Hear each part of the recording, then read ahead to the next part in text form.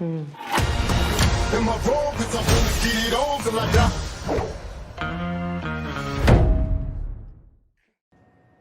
I'm Magda from Cinéfilos, and it's so cool to meet you.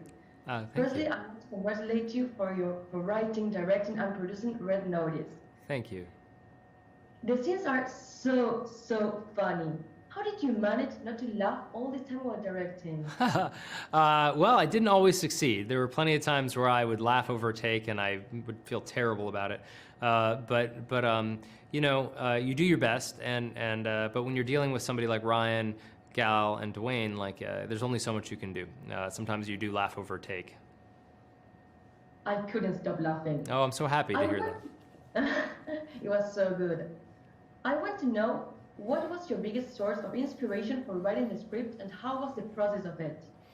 Well, I think, I've always loved heist movies, and I've always loved kind of action-adventure films, and I'm a sucker for a good old-fashioned swashbuckler. And so I sort of put them all together. I put them all together into one film and tied it up in a big sort of Red Notice bow, I guess.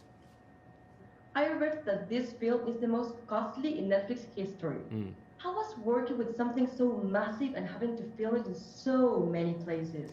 Well, certainly the filming was a real challenge because about halfway through shooting, the pandemic struck, and we had planned on going around the world to shoot, but we ended up not being able to, and we had to shoot everything that we'd planned on shooting around the world in Atlanta, Georgia, on stage and in the backlot. So that was a real challenge.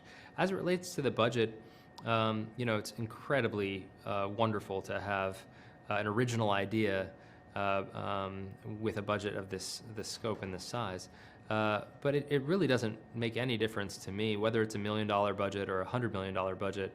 The job is still the same, which is to tell a great story. I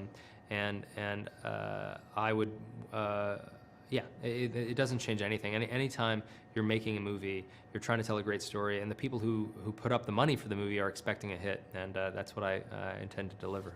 How was directing such amazing actors?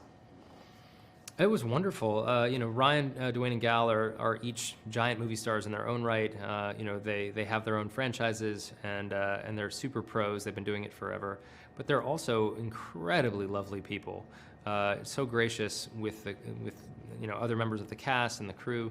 I think the thing that bonds them all together, or the thing that's most similar about all three of them, is that they all take the work very seriously, but they don't take themselves very seriously. So they're the first to laugh at themselves.